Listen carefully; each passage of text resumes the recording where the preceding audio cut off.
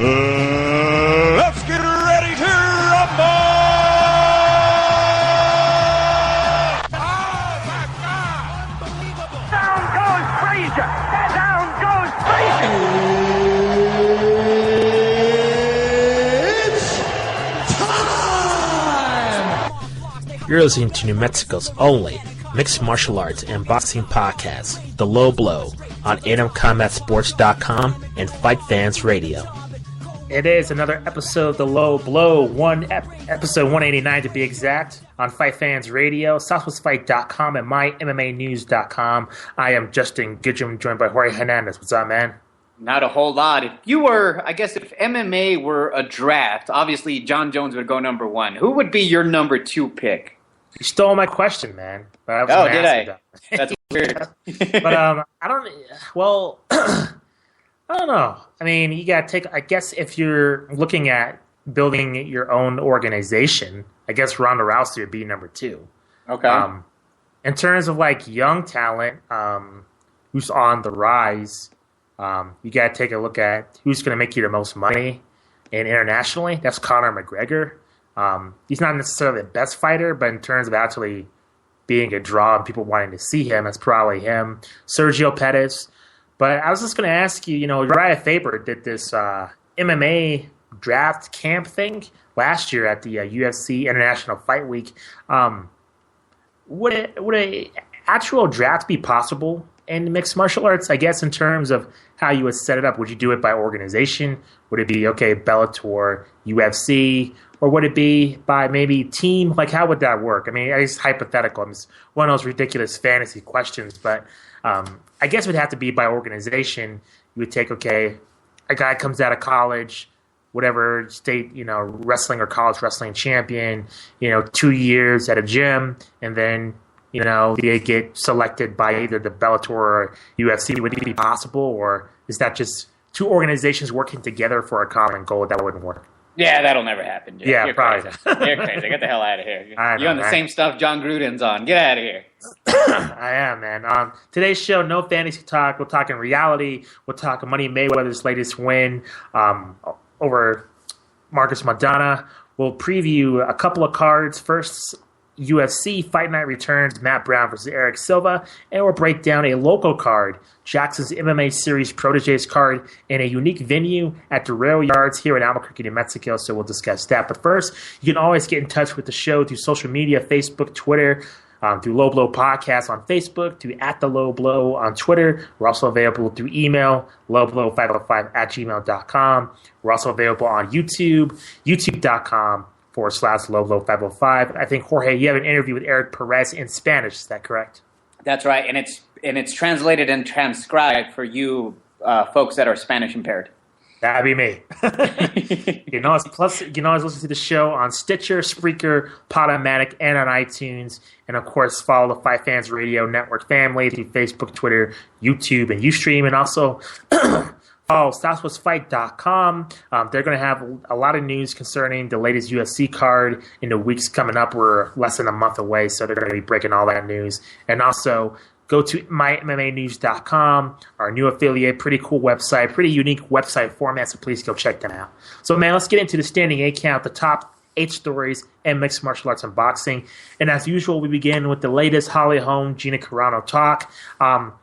Really, just because this is it, he mentioned her name, and that basically the negotiations, I guess, were back on. We have to discuss this story first. UFC tonight brought on Dana White.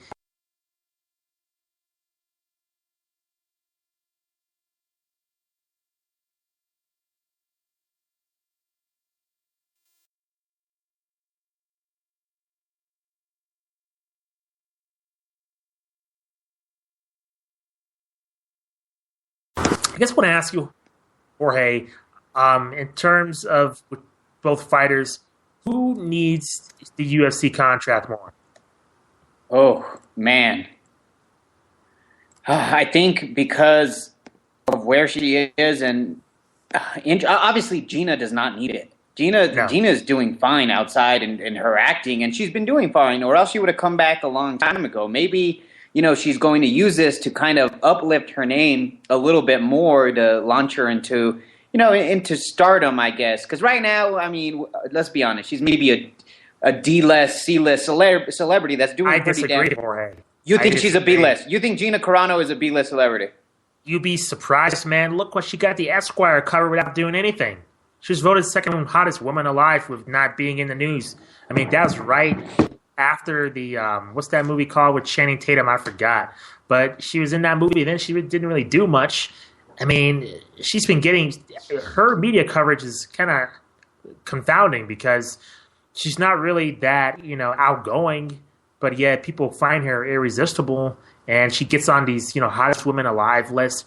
She keeps her name in the news somehow. She does. I mean, she must have one hell of a publicist, but that, that doesn't make you, a B-level celebrity. I mean, come on, the movies that she's been on, is she threatening to win any awards? No, but she's a star. So. I mean, she's a growing, at least action star.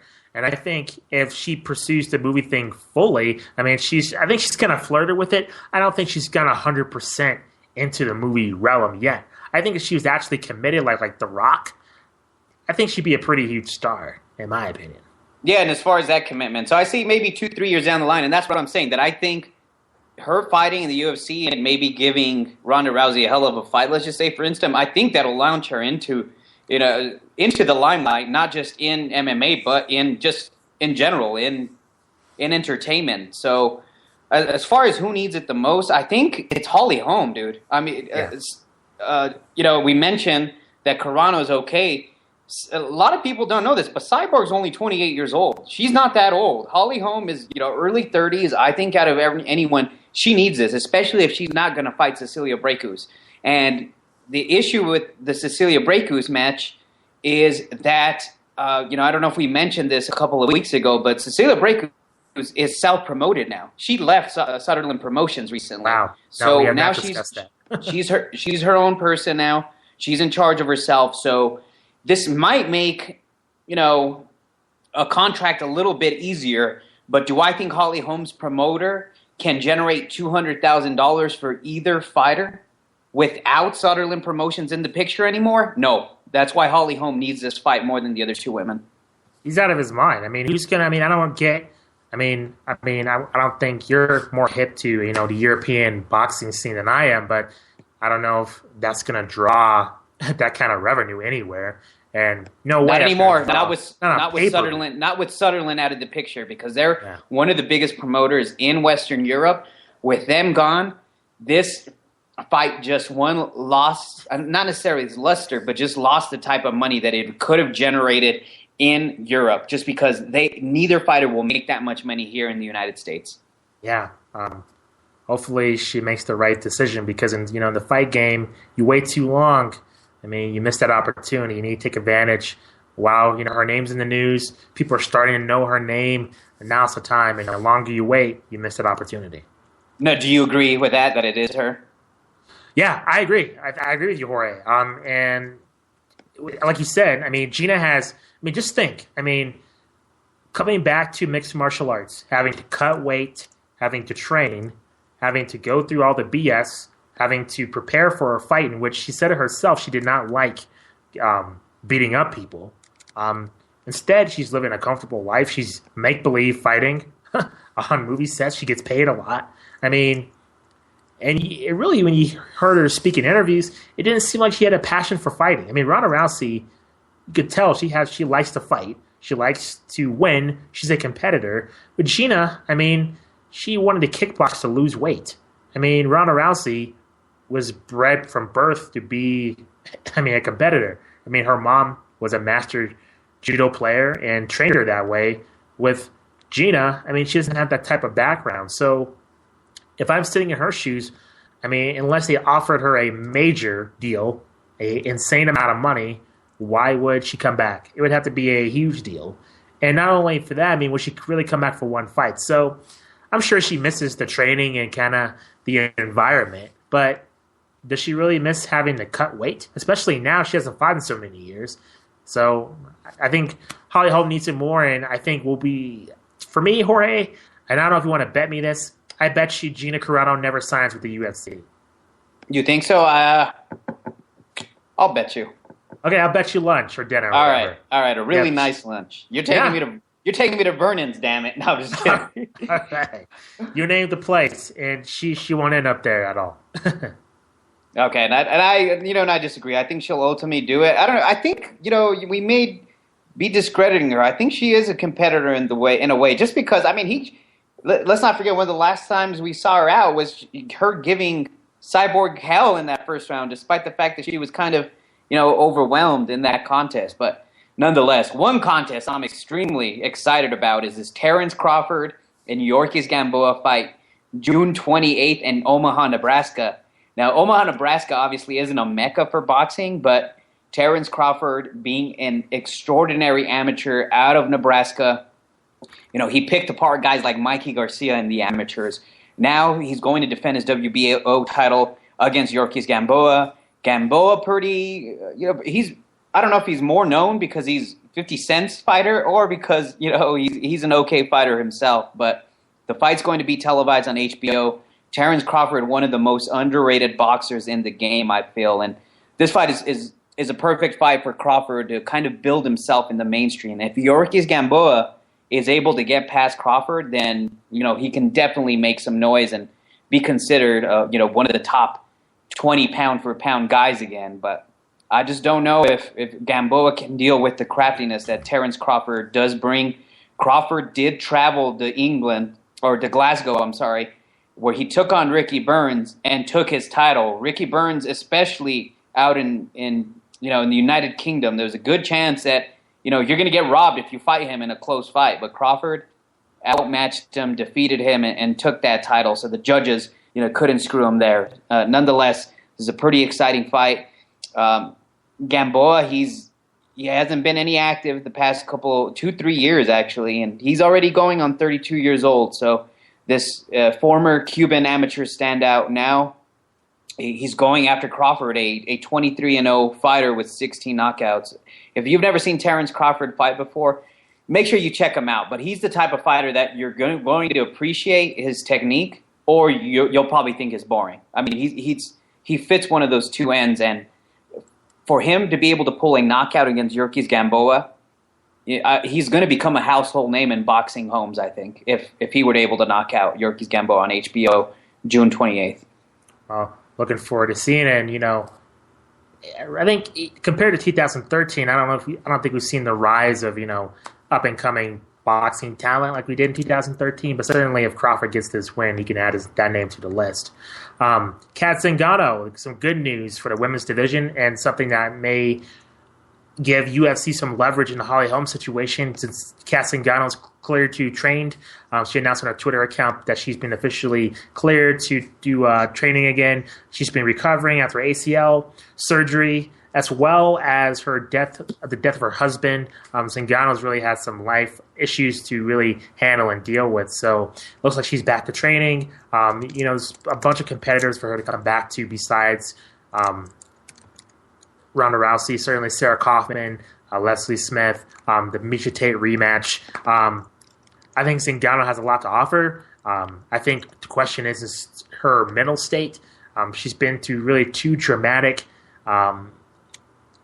events in her life back to back, and you have to question what is her mind state in mixed martial arts. And really, we don't know until she gets to the octagon. But certainly, good news for the UFC. But they've been trying to go after these outside fighters, and I think Zingano's somebody who's signed to the UFC, and that really was gaining traction as a household name somewhat before everything happened to her. So hopefully, she doesn't suffer any setbacks, and we see her in the octagon soon.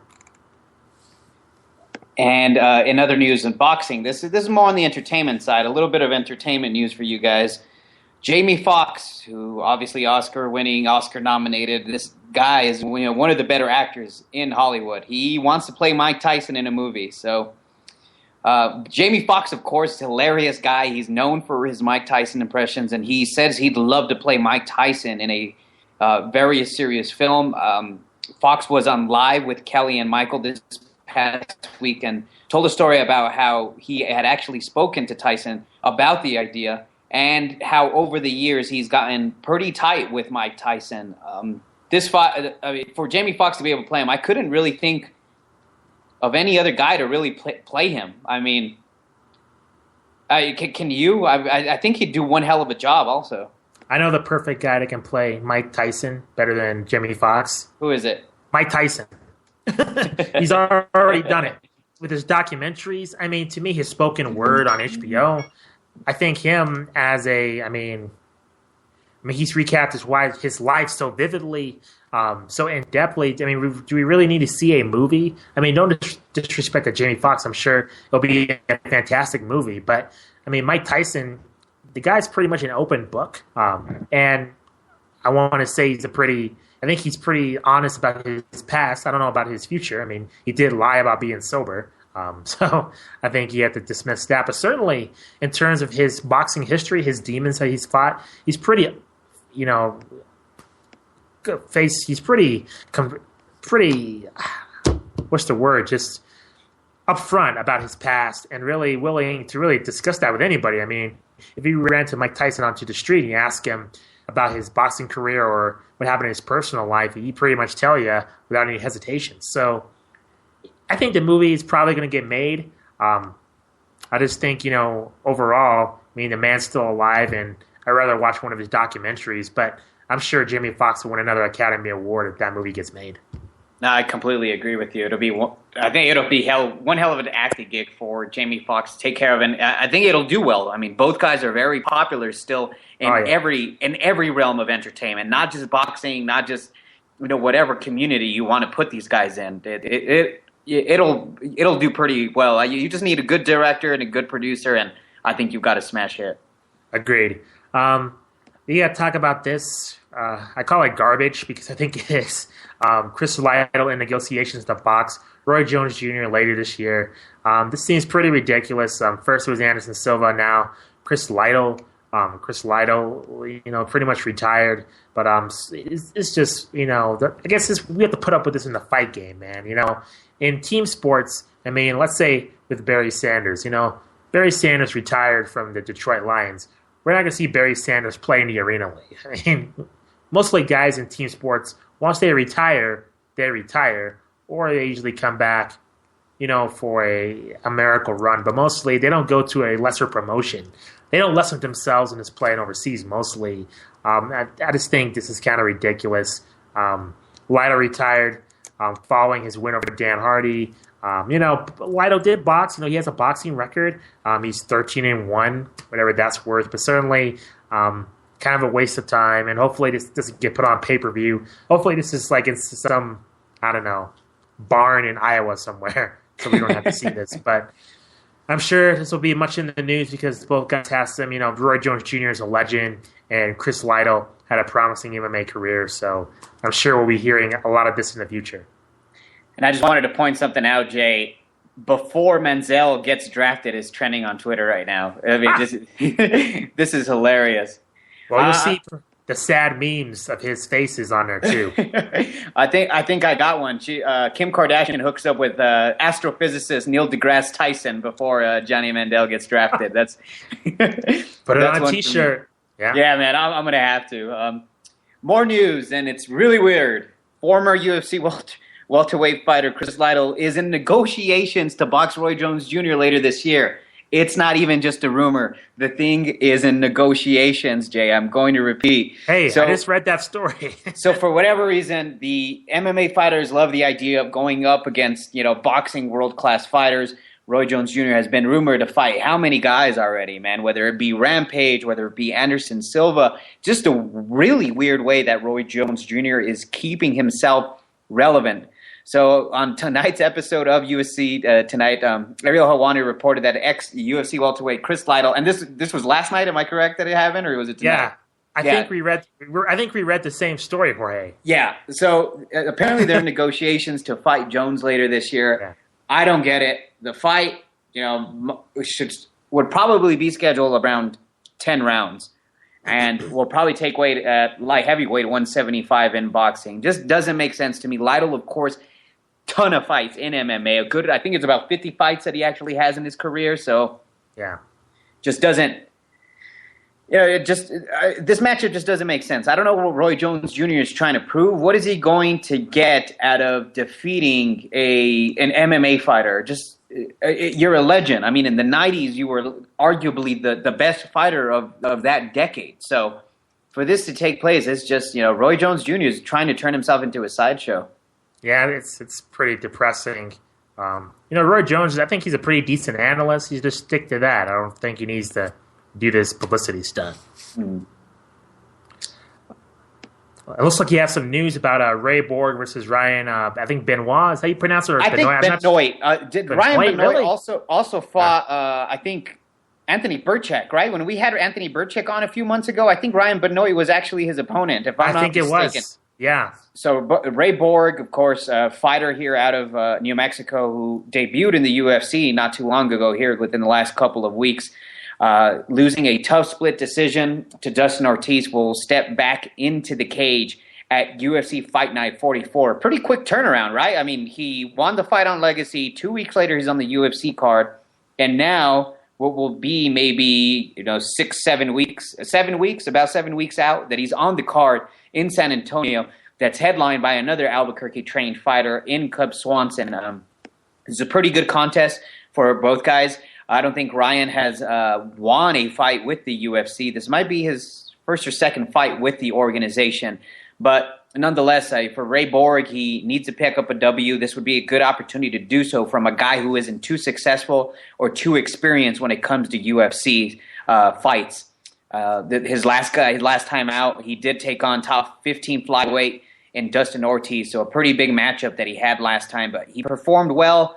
A lot of people I saw had him winning. The Sure Dog Desk, I think, may have been one of the few large publications that didn't. I had this fight a draw, but it's really exciting news to see Ray Borg, only 20 years old, sign a 4-fight contract with the UFC, second youngest fighter in the UFC, native, born in New Mexico. A lot of guys come and train here. This guy's bred New Mexico. He's bred Zia Flag here, so very exciting to see guys like him get this opportunity in the UFC. Let's get into 2 rounds where we pretty much discuss the what's on our minds in combat sports. I'll go first real quick. It's not a big deal. You probably heard about this, right? The riot that took place after the Mayweather fight, and I guess people thought it was a gun, but actually it was part of the food court that fell, and that created a loud boom. People started to panic. I think over 40 people were injured. Pretty big deal. At least there's a bunch of news notices on my phone about it. And really, I'm surprised this hasn't happened earlier because you've walked to the MGM Grand before, man, and it's scary when you're leaving a fight. I mean, there's no room for you to go. I mean, there's no parking lot when you leave the arena. You have to go through the casino in order to leave the building. And if something dangerous does happen, you're screwed. I mean, not only are you dealing with the people watching the fight, you're dealing with all the patrons in the casino. Like when I saw the Pacquiao fight, excuse me, there is the Electric Daisy Carnival, which is a music festival going on at the same time. And there is bus stops on each side of the casino for, 18-year-old kids to get on a bus and watch this music festival. So you have all these, half-naked teenagers going to the music festival. You have all these angry fight fans leaving the fight. I mean, it just creates a huge, I think, potential for a disaster. So luckily, I mean, this leads into my bigger point. MGM's now building a bigger arena, AEG Arena, about 20,000 seats, $350 million on the Las Vegas Strip. Construction began like a week ago. Won't be open until 2016, but I'm looking forward to, I think, this arena being built and looking forward to going to a fight where I don't have to be afraid of being trampled if the fans don't like the decision at the end. No, and that's so crazy of how rumors just fly in this world, Jay. People were claiming that they saw others brandishing a gun. It's crazy. It's just unbelievable how fast word travels. And, a lot of people were actually reporting these rumors of a gun being flashed and, without any proof. So it's just a crazy world. And especially you don't want those kind of rumors surrounding boxing just because the last time we heard of a big event of guns being drawn either after a fight. I mean, Tupac died, man. Yeah. It's just, and that's a stigma that the sport carries up until this day. So you don't want to associate, this gangbanging with the sport anymore. for my 2 rounds, I think this. I was kind of going off on it the other day, Jay, with regards to the news of the WBC supposedly suspending Adrian Broner. I mean, Broner can still fight, but I guess they're giving him this time frame where he can't defend one of their titles, which is complete crap because he's probably going to fight after this quote-unquote suspension time anyway. What did Adrian Broner really say that offended anybody? If you remember in the pay-per-view this past weekend, he fought the first fight on that pay-per-view card, and he said something to the regard. He usually at the end of every fight, he calls himself the Can Man because he defeats all of these fighters from nationalities that end with Can. Puerto Ricans, Mexicans. I'm the Can Man. I'll beat all these guys. So what he said, and I'll of course give you the censored version. He's like, I am the Can Man. He's I'll fight anybody. I'm an African, and I just beat the beep out of a Mexican. And the WBC, which is based out of Mexico, the title, took this as a racist comment. I just don't understand that. I mean, I've seen it on Twitter when the U.S. was playing Mexico. People were shocked that, like, the commentators were using the word Mexican to describe the Mexicans. I mean, that's what it is. People, let's not get it wrong. Mexican is not a derogatory term, and it's not a race. It's a nationality. Would people act the same way if they said South Africans or even Russians? I mean, as much as the word Russian is in the news. It's just unbelievable, just the ignorance that people show. And even organizations as big as the WBC suspending a guy for one, what was it, saying the F word or saying someone's nationality? For one, the fight was on pay-per-view where you have to know, you expect people to swear or maybe some sort of, even if nudity happened, you wouldn't be surprised because you're paying for this. I mean, if someone's boobs slipped out, it's pay-per-view. They're not going to get sued. That'll be very interesting. It just drove me crazy that I think people's ignorance is what it drives me 10 times crazier than anything Adrian Broner said. Yeah, this is kind of ridiculous. I mean, what is the WBC going to do anyway, man? I mean, this is kind of a joke of an organization. I mean, I'm sure, especially if there's like a big money bout where the belt's on the line, are they going to really, he's suspended for 2 weeks? I mean, once a big bout's going to happen, I mean, obviously there's time. It's the same thing with, you suspend people with the UFC, Twitter comments. I mean, at the end of the day, I mean, you're not going to stop the guy from fighting, especially because he carries your name, and Adrian Broner is a draw in the sport with your belt. I mean, he has a fight. If he fights in November, I mean, are they going to really suspend him till then? I mean, it's ridiculous. I'm sure probably what happened is the whole Donald Sterling thing. They probably felt that this bordered on the line of offensive, and they had to kind of do something to save face. But in actuality, no one really cares. I mean, if we're being honest, I mean, in terms of mainstream sports organizations, no one cares about the WBC. I mean, that might be a harsh comment, but if they did nothing, I'm sure they would have gotten, a couple of 100 letters from some angry boxing fans, and that would have been the end of it. But I think by drawing attention and suspending Adrian Broner, I think this is kind of a foolish mistake. Yeah, it just doesn't make sense. I mean, what can they really do? It's more that they're showing their ignorance. This is obviously the way Adrian Broner, if they're really offended, he has a track record of acting like this after fights. If they were really offended, they'd strip him of his title, or they do some. They do. I mean, I don't know how the specifics are, what the rules are within WBC, if they can actually do that. If they're really offended, I mean, come on. It's just ever since this whole Donald Sterling thing with the LA Clippers, people are being extremely sensitive, and it's just like the ignorance, man. How do you not know what a certain word or what a nationality, a difference between nationality and ethnicity or even race is? Yeah.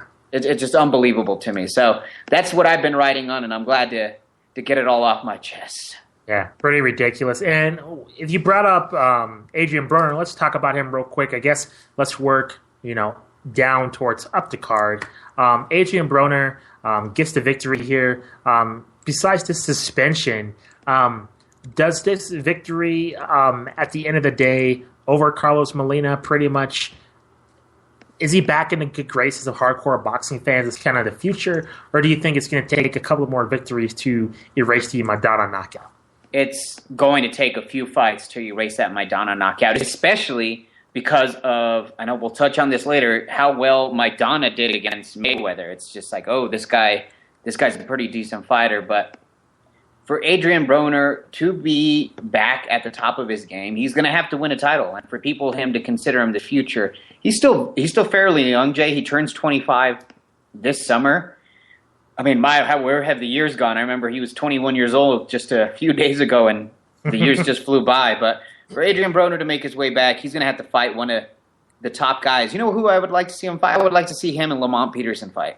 I think that'd be a pretty exciting fight. And if he were to beat him, I mean, Lamont is probably maybe top 5 in that light welterweight class, and he's still he currently has the IBF title. So I mean, why the heck not? That'd be a pretty interesting fight, and it's a fight that people haven't really talked about. So for him to be able to be considered again one of the top talents or the future of the sport, he'll have to win another title. Mm-hmm. Amir Khan, big victory for him, over Luis Collazo. 119, 104, 119, 104, 117, 106. A lot of people mentioning him in the Mayweather sweepstakes, but as you said, Jorge, he's a great technical boxer, but his chin is pretty questionable. Does Amir Khan, is it enough for Amir Khan to have kind of some, I would have to say, a little bit of mainstream popularity somewhat? Does that carry him into the next match with Mayweather, or do you think this whole rematch with Maidana is really going to happen here? I think the whole rematch with Maidana, I'm not sure if a lot of people are aware of this, but Amir Khan is obviously, he's proud Muslim, proud of his faith. Ramadan is in a couple of months. So he will not be eating during daylight time for an entire 32 days, whatever the exact date is. So You're talking about a guy who, will be experiencing that this summer. And if he wants that June fight, so June 28th to July 28th, that's how long Ramadan is observed for. So the fight will be in September. That leaves you the entire month of August, 2 weeks in September to train. That's a total of 6 weeks. We know not a whole lot of training goes on media week, Jay. So he'd basically have 5 weeks to prepare for Floyd Mayweather. He needs at least 2-month training camp to prepare for a guy like Floyd Mayweather. So he has actually bowed out of a September bout because of that. Let's not forget the last time that he did decide to train or fight during Ramadan. He got knocked out by Brady's Prescott in one of the worst knockouts we've seen of an up-and-coming star in years. So that's out of the question. Maidana rematch is probably the most likely thing. Mm-hmm. Let's get to the main event. Mayweather, Marcos Maidana. I was kind of following this on Twitter. Has bummed down my car. He had some problems. Couldn't actually see the fight, but following your tweets on Twitter, Jorge, and other people's Twitter feeds, it seemed like Maidana had success early. And I want to ask, because a lot of people, the story of this fight is, okay, Mayweather's getting older, he's slowing down, but Mayweather is probably one of the greatest technical defensive fighters of all time. And no disrespect to Marcos Maidana, you saw this fight, Jorge. Is this a case of, okay, Mayweather, I mean, true, we hear fighters, that say they want to put on a show, they want to be entertaining for the fans. Most of the times it's more of a matchup thing. It's more the other fighter forcing his opponent to adapt to his style. But with Mayweather, he's so good defensively. And Maidana, I don't think he's a good enough boxer to, I think, impose his will enough to Mayweather to make him uncomfortable. So I guess my question is, Jorge, was this a case of, okay, Mayweather went into this fight truly thinking, okay, this guy's not on my level, let's make this truly entertaining? Or do you think for the first time we saw an opponent really impose his will on Mayweather? I mean, what do you make of this whole situation? Is really Mayweather getting older? I don't really buy that because he's so good defensively. Or maybe I'm wrong. I don't know. I think from this fight defensively, Mayweather did appear to slow down. He was a little more careless when it came to his defense. For this fight, he did a good job of using the shoulder roll and avoiding a lot of punches, actually, even when they were in the middle. A lot of the combinations that Maidana tried in the middle of the ring, and let's not get it twisted. Maidana doesn't have the fastest hands in the world either. So Mayweather was able to avoid those and dodge those. Mayweather did put himself in danger. I just don't think Maidana was actually able to hurt Floyd Mayweather through this fight. And that's why we saw him become, I shouldn't say careless, but just ease up on his defense. I know Mayweather Sr., Floyd's father, was there giving him the right instruction of how to defend, and Mayweather was just absolutely not following that blueprint. You must have just felt comfortable. What he said in the post-fight is that he wanted to fight to be more entertainment and give the fans their money's worth, and based off of how he defended himself, it may have been true. Even in the corner, in a fight that, a lot of people felt that Mayweather won. I thought he won rather easily. I had it 8-4, but Maidana did give him hell in the first 6 rounds. It was very similar. I haven't seen many people bring this on, but it was pretty similar to Mayweather and Judah the time they fought, where Judah just gave Mayweather hell for the first 4 or 5 rounds. That's what Maidana gave him. Maidana may have taken 4 of the first 5 rounds. I had a few of them close. 114 draw. I saw it as, maybe a possibility. Maidana did land the most amount of punches, ever on Mayweather than any of his opponents. But nonetheless, I think Mayweather, the combination of 2 things. He's getting older. He did look slightly slower, but he didn't have to be that quick or exert that much energy because, one, Maidana isn't that fast, and it didn't look like Maidana's power shots hurt him. I know I answered your question more than what you asked, but no. Well, and I want to bring up another point. Since it seemed like Maidana had, I guess, the most success against Mayweather, technically, why would Mayweather want to fight this guy again? I mean, he brought up himself. Why would he want to get into the ring? I mean, certainly it's not in terms of the money. I mean, no way he's making $70 million. I mean, that's what he put on his Instagram. I don't believe that. And Forbes kind of verified that. But, I mean, if this guy gave him hell the first time, unless this can be some kind of big money rematch that I'm missing here, why would he want to get into the ring with this guy again? Yeah, well, I mean, just because the fans really enjoyed the fight and it was really competitive. Even, when Maidana stepped out of the ring, the crowd was going nuts for him. Yeah, you gave him hell. You hit him the most times as anyone ever has. And he did make it entertaining. He did what you're supposed to do for a lot of the part. And I just think Maidana just gassed out toward the end. He was hitting the top of the head. He was literally hitting the top of the head. He was pointing it down. It was the opposite of a 12-9 elbow. It was a 12-9 fist, or 12-6, I beg your pardon. Wow. It was literally hitting the top of the head. It was just amazing the way he came out in the first round. But, it's a fight that will likely happen again just because of the entertainment value. Does he deserve it? No. Mayweather should fight the winner. Not necessarily. I was going to say he should fight the winner of Canelo Alvarez and then Ruslandy Lara. I don't think Alvarez wants that fight with Mayweather another year. But if Lara wins this fight, he deserves the Mayweather fight. Mayweather, I mean, it'll be a travesty if Mayweather does not give Ruslandy Lara that fight. Yeah, I agree with you. I think that'd be pretty ridiculous. I just don't get Mayweather's reasoning in terms of this guy hurt you. I mean, he cut him with a headbutt. I mean, to me, it's like you beat him pretty handily. I would want nothing to do with this guy again. I mean, unless he's going to be a draw for you. So I just find it interesting he brought up the rematch with him. I don't believe Mayweather's that charitable. I don't believe he's a sportsman like that. Mayweather is for Mayweather, and we've seen that before. And I think, as I said before, I think caring about the sport of boxing is a distant third on his list in terms of his lifestyle needs.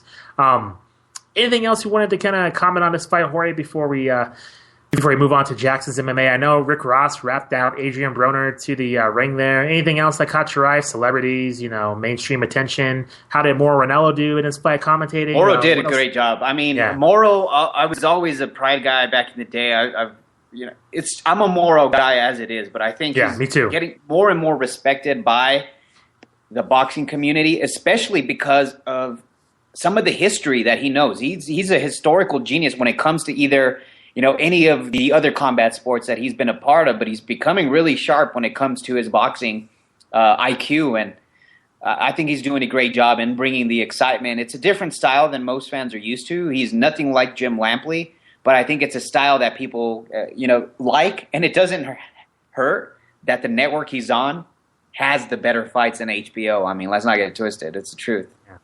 Yeah, and I think he brings that experience from calling MMA to the boxing ring, and he doesn't have like a smug attitude. I think he has a sense of whatever event's going on to bring the right kind of context to it, whereas Jim Lampley, I think, is kind of arrogant, I mean, he's a brilliant commentator, Jim Lampley. You can't take that away from him, even though he's kind of a jerk on several occasions. But I think with Morrow, I mean, we're biased. I'm a huge fan of his ever since Pride Strikeforce. His resume speaks for itself. So, and not to mention, he's a fan of the Holy Trinity: boxing, pro wrestling, and MMA. So, let's move on. Let's talk about this Jackson's MMA series card proteges. We're talking about Pride a second ago. I guess you would compare it to kind of a Pride Prosciutto show in terms of, you know, the up-and-comers, amateur fighters. Describe kind of the main event, Jorge, and also for fans that, you know, are familiar with Jackson's MMA gym, but not the shows that they put on. What's going to make this show unique compared to a regular, you know, Jackson's MMA series card we normally see in Tingling? Yeah, so this card is, I think it's more the environment that's the real spectacle rather than the fight card. The fights are taking place at the abandoned rail yards here in Albuquerque, just south of downtown. There are these buildings south of downtown, kind of, you know, the area is improving where they're actually taking place. This past weekend, they actually have a farmer's market there. I'm not sure if you saw that, Jay, but the rail yards, the building that they're actually housing in, used to actually hold up the train. So it's a pretty big warehouse-looking building.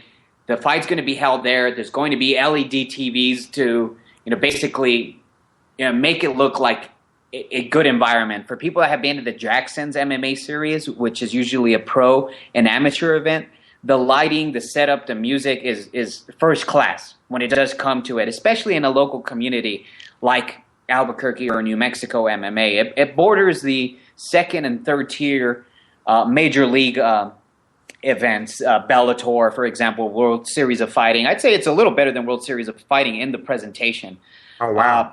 So for them to do this with amateurs, it's really interesting to see them try to build this up. And I'm not sure if you saw the Albuquerque Journal, but for people who are not in Albuquerque, if you go to abqjournal.com, there was a pretty good article on one of the amateurs. It's actually a Staff Sergeant Darrell McLind, who will actually be fighting on here. He's a 29-year-old from Chicago that's stationed here at Kirtland Air Force Base. So pretty interesting article there. He's in the co-main event there, fighting against a pretty good guy by the name of Jose Cueto.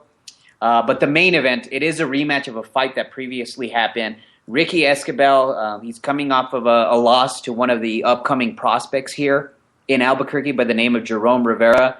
He's taking on a guy named Chris Brewer. The last time they fought, Brewer actually took the fight on 4 days' notice. It's extremely rare to see rematches in the amateurs, but like I said, the presentation, the area of the city where this is taking place, I think it mostly helps the city revitalize that area south of downtown. But nonetheless, this is going to be a community atmosphere with they're actually going to have taco trucks and food trucks outside, Jay, and a lot of liquor stands. So it's going to be a fun night. So if you don't have anything to do Saturday, this is perfect for you to go check out this event.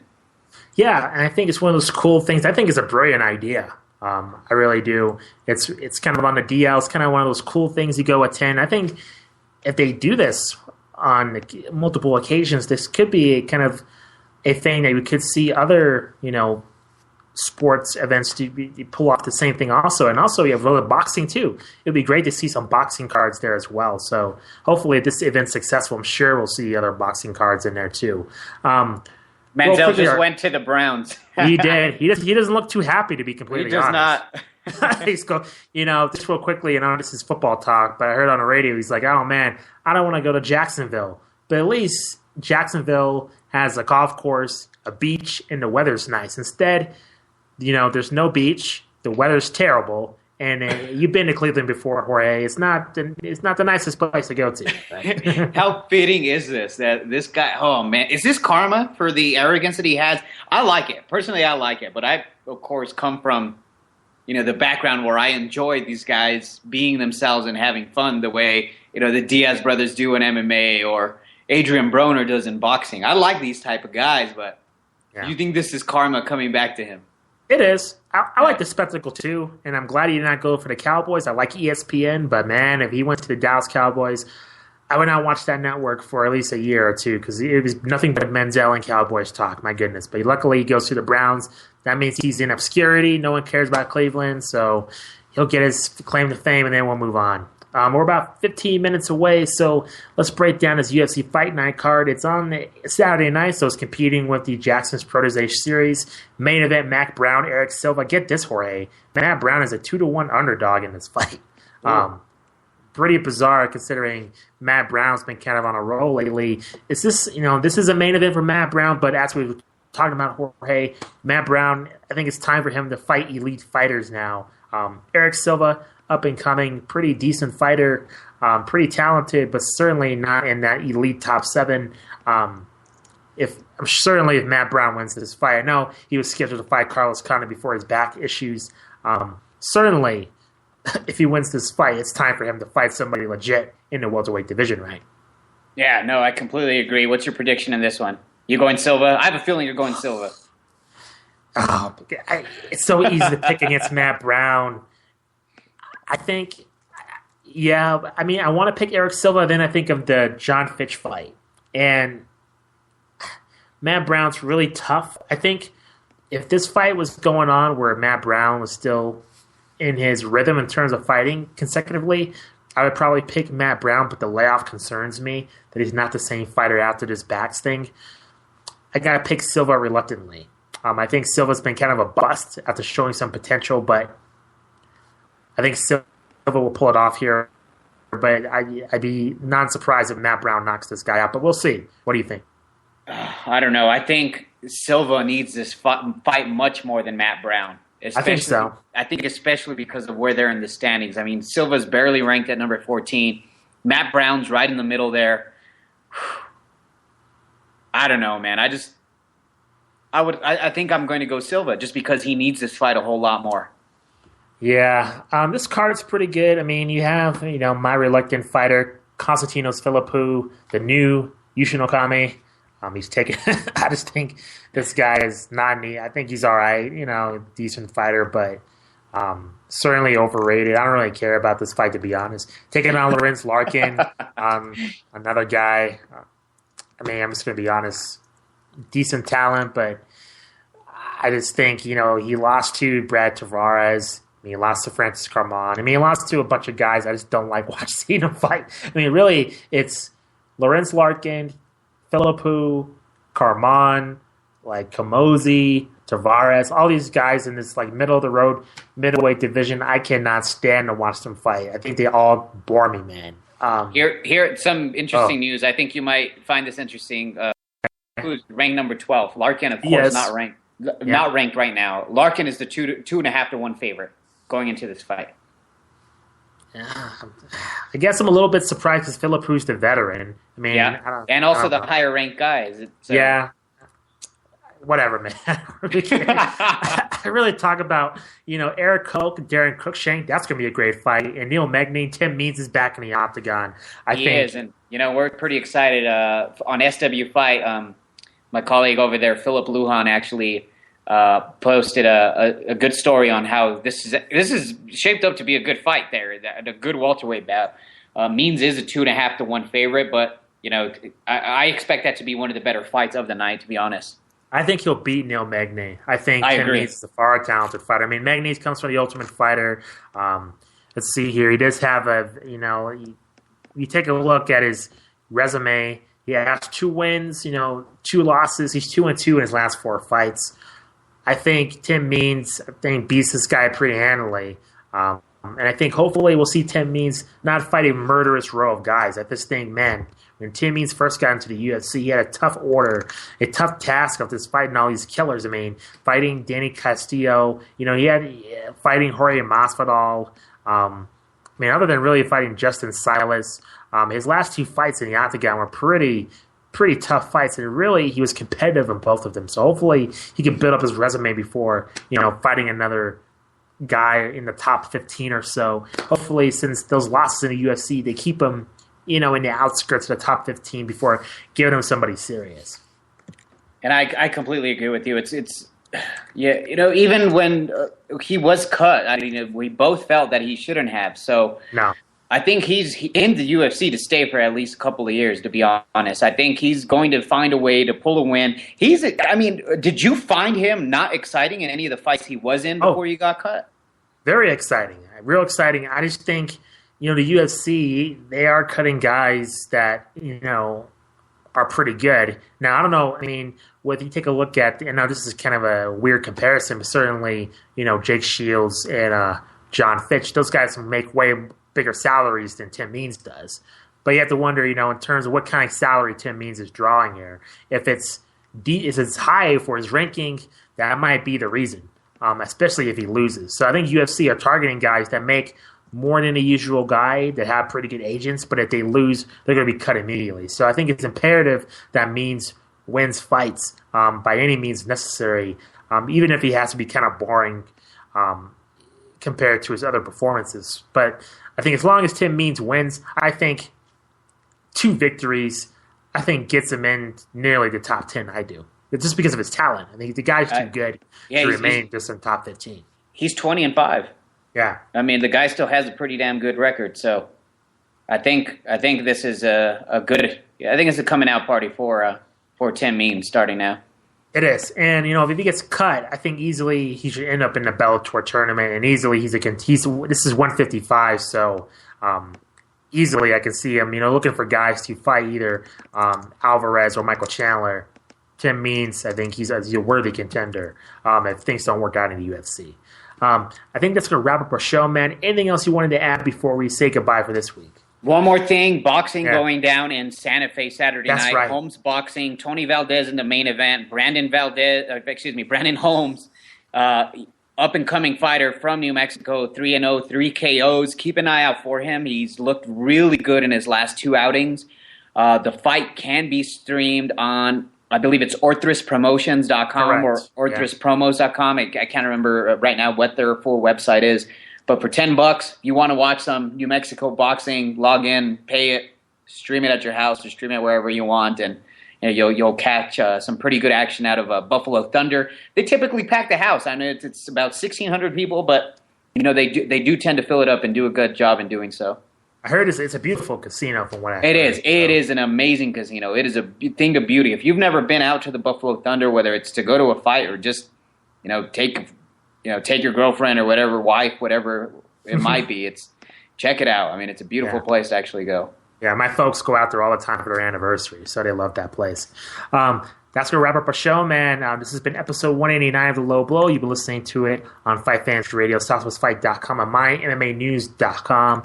Follow us on Spreaker, iTunes, Stitcher, and on Podomatic. Of course, we're available on YouTube, youtube.com/LowBlow505. And as we get closer to the UFC in Albuquerque, that means more videos hyping up that event, so please go check that out. Also, we're available through email, lowblow505@gmail.com, and we're available on Facebook, facebook.com/lowblowpodcast. So for Jorge Hernandez, I'm Justin Goodrum. We will see you next week. Enjoy the fights this weekend. Peace.